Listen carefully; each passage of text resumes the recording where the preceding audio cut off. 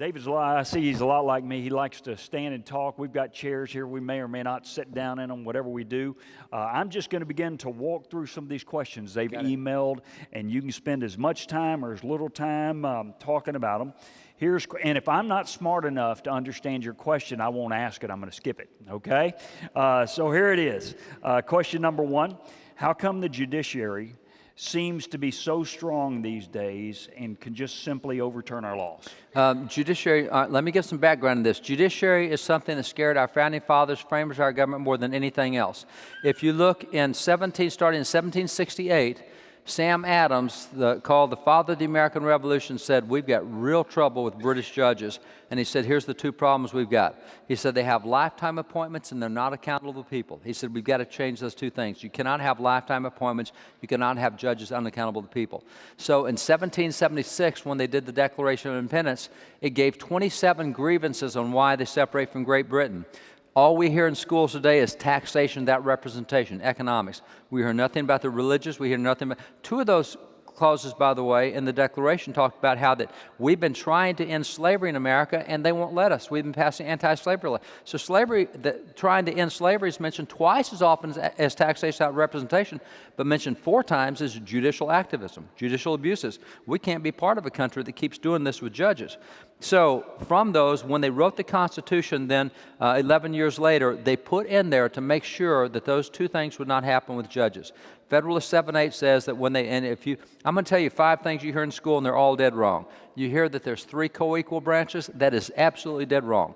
Federalists, when they wrote the commentaries on the Constitution in 1788, the year after they wrote the Constitution, said, we designed it where the judiciary is by far the weakest, without comparison.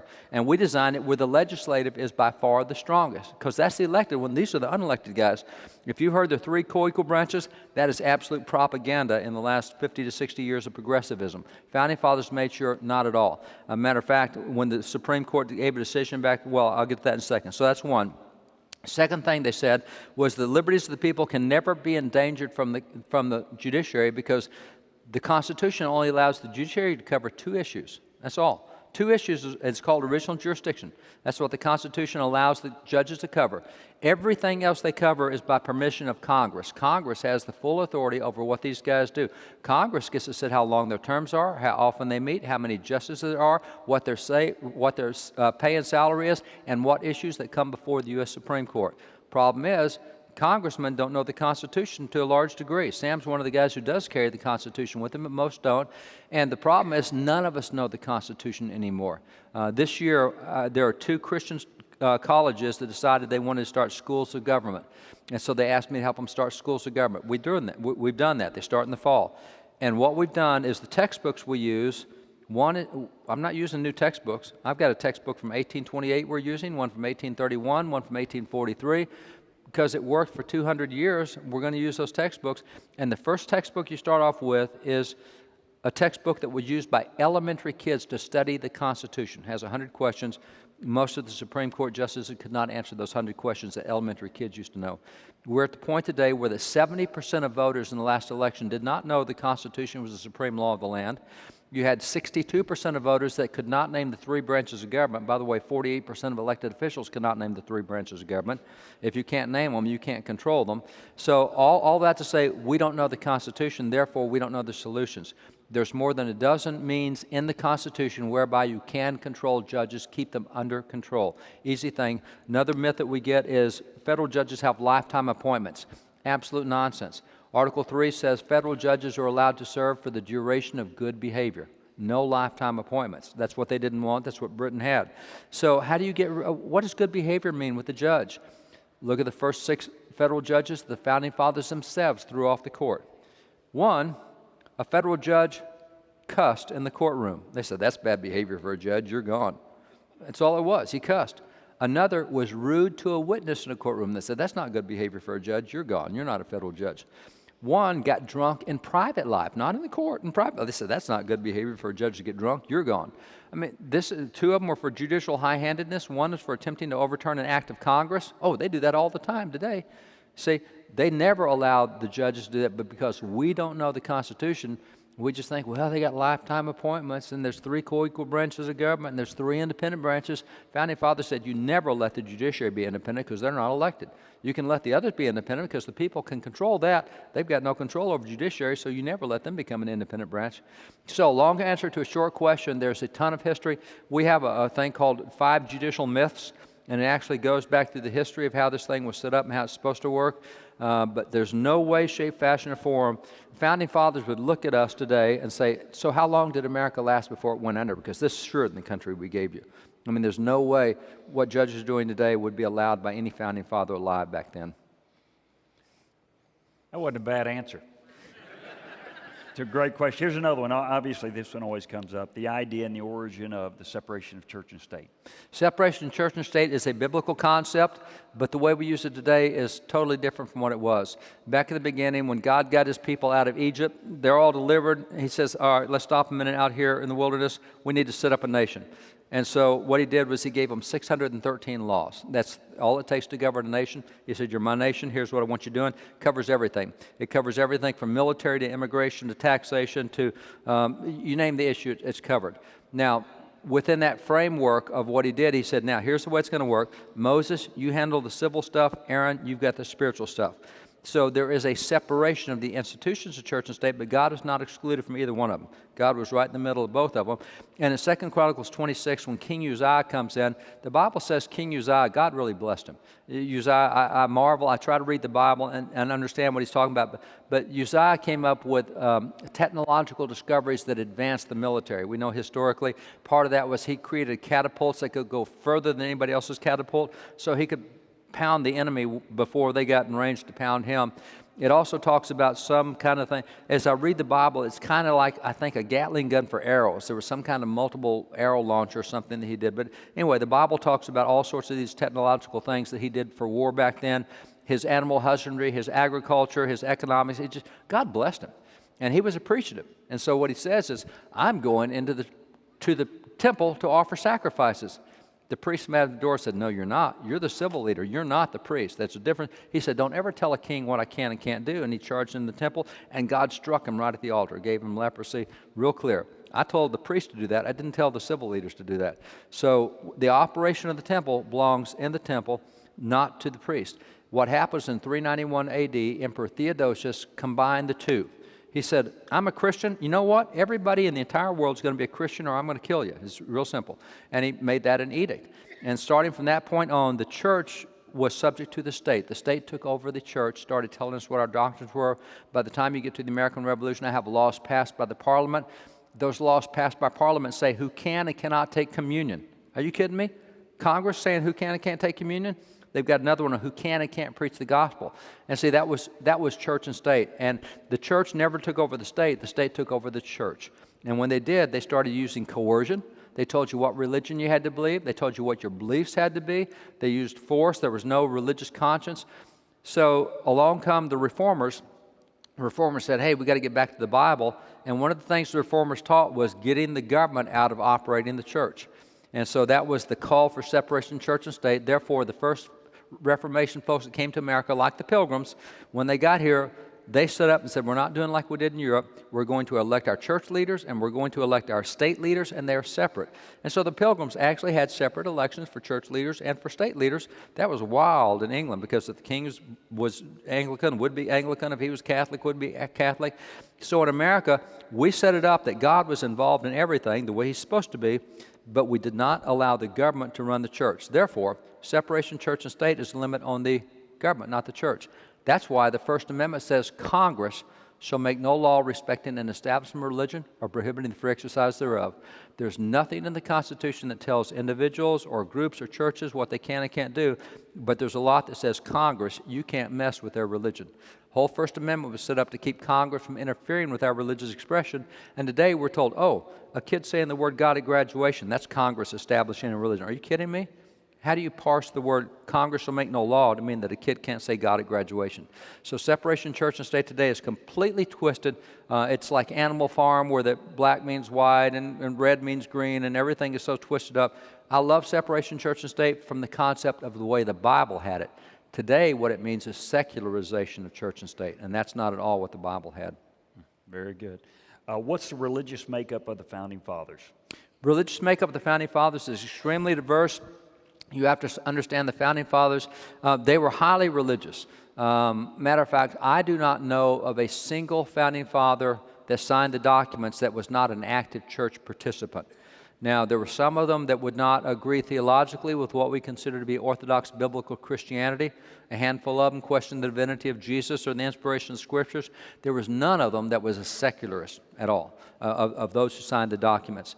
But you also have to understand that back in that day, we had state-established churches. In Great Britain, we were British colonies. 9 of the 13 colonies had a state-established church. That's why in Virginia, if you were a Quaker or a Methodist or a Presbyterian or a Baptist, you got yourself killed or thrown in jail or fined for practicing your religion without Anglican permission, which is why Thomas Jefferson went to bat for all the other denominations and said, we're not going to have one denomination punishing the others.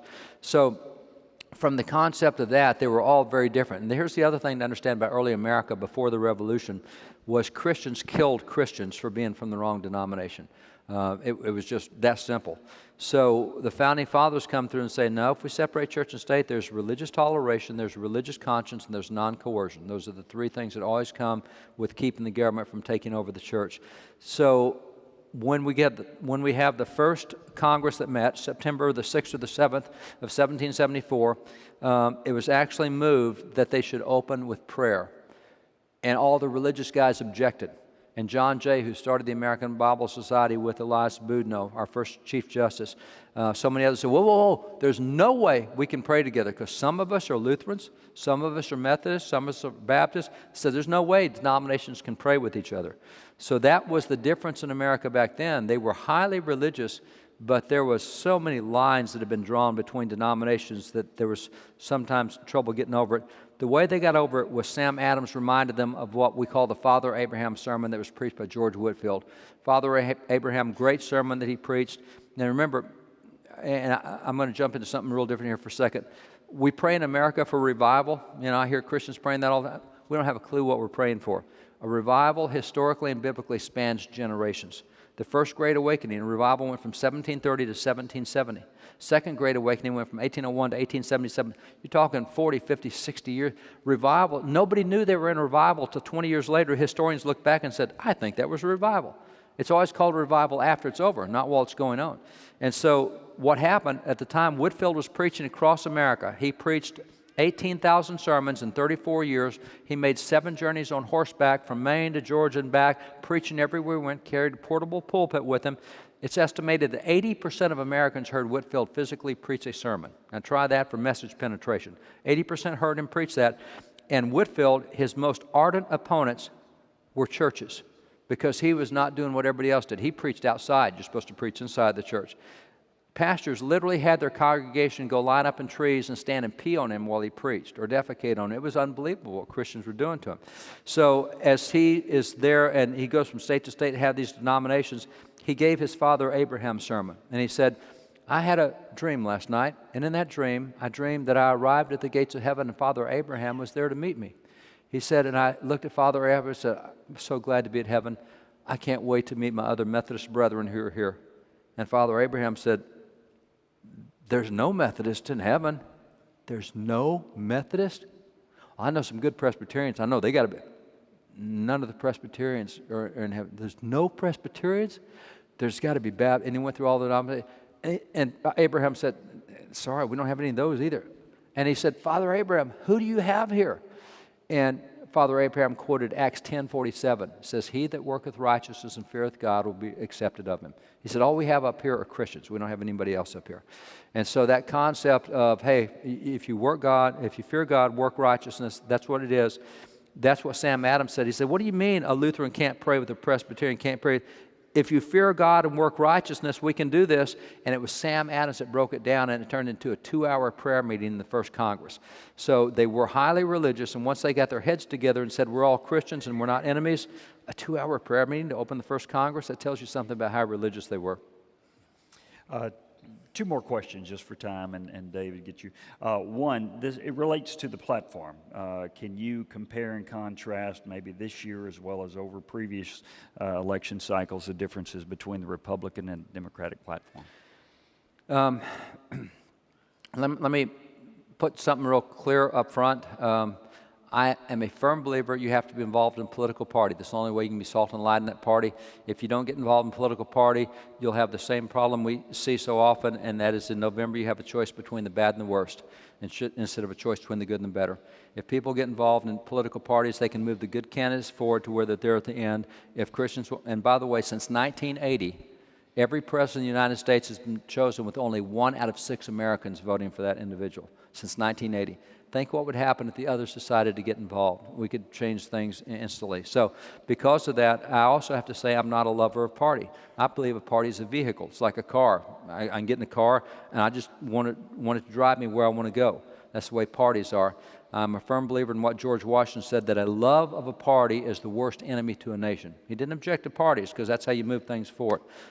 In my case, I happen to be involved in the Republican Party, but I hope everybody gets involved in some. I'd love to see Christians take over the Democrat Party, and then Republican Christians can fight over who's got the most Christian candidate. But it takes being involved to do that. So having said that, I was one of the 112 people selected this year from across the nation to write the Republican platform. I've been writing the Republican platform since 1996. I'm there to make sure that I get as many biblical principles in as possible. I will say that this year, the platform we just did, in my estimation, is the most biblically friendly platform we've had in my lifetime, and I've got white hair, and so that goes back for a while.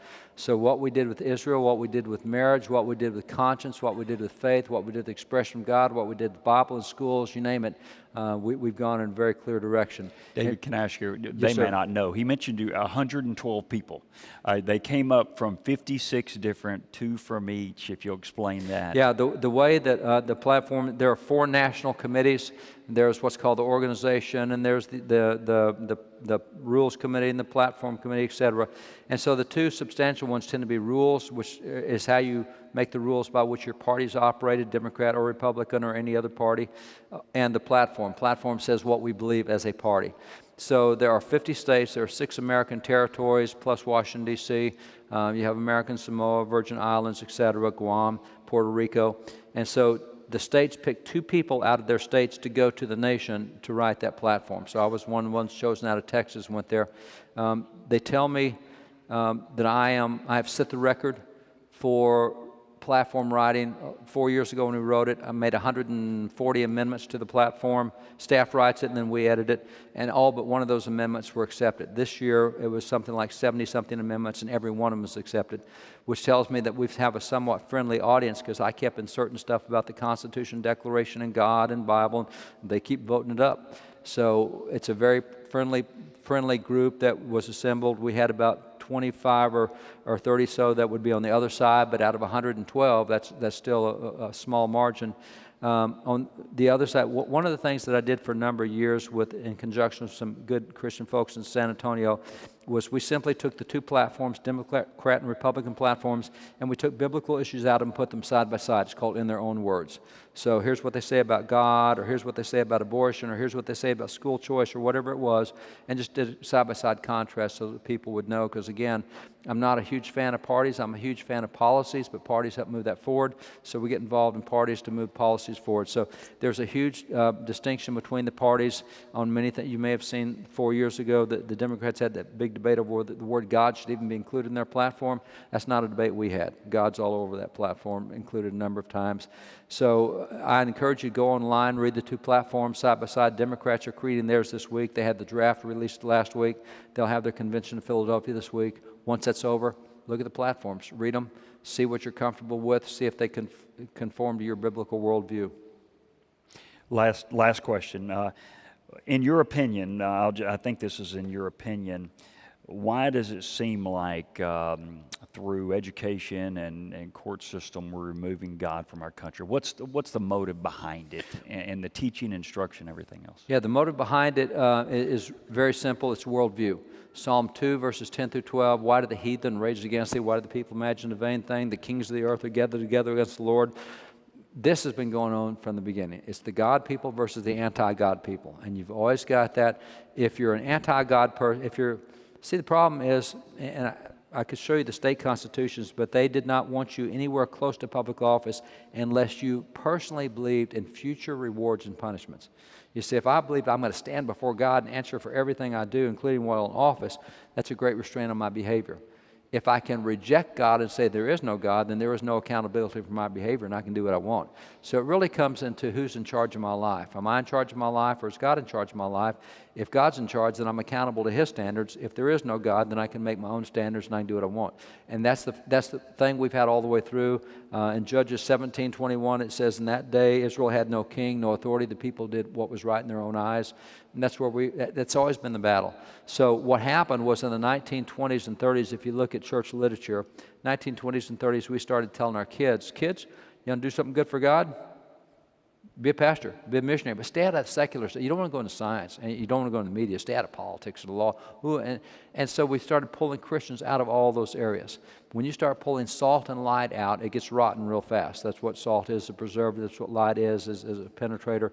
So it got rotten real fast, and now we're on the outside and can't figure why they're acting like pagans. That's what they're supposed to do.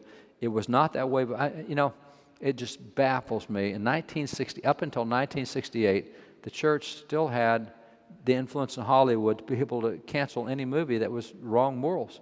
And in 1968, the church said, what are we doing involved in media? We shouldn't be involved with this. We need to preach the gospel. And so we got out. What's happened to Hollywood since then? Where is it? We had Cecil B. DeMille going across the nation back then, erecting 10 Commandment monuments everywhere he could. We were doing the Ben-Hur films, and we were doing the David films, and Samson and Delilah. Where's that stuff? And so we've gotten out. So if you're familiar on the internet, they kind of call it the seven mountain philosophy, that Christians should be involved in all 7 areas of culture, whether it is education or law or media or whatever. And that's where we lost education, as we've headed that direction. The other thing is, if you're anti-God, then you want to be anti-history, because when you look at history, God's all through history. So what you want to do is say, well, we've evolved past that. The Founding Fathers didn't have internet. They had horses, and Founding Fathers did not talk about any of that. They talked about principles, and they were biblical principles that are timeless, and that's why the Constitution still works 220 years later if we actually use it. So what happens in history, what happens elsewhere, is every attempt we can to move the God philosophy out, and as long as Christians refuse to get involved in that, they're going to keep doing that. Let's give David a hand, can we? And he's got to travel, speaks in Fort Worth tonight.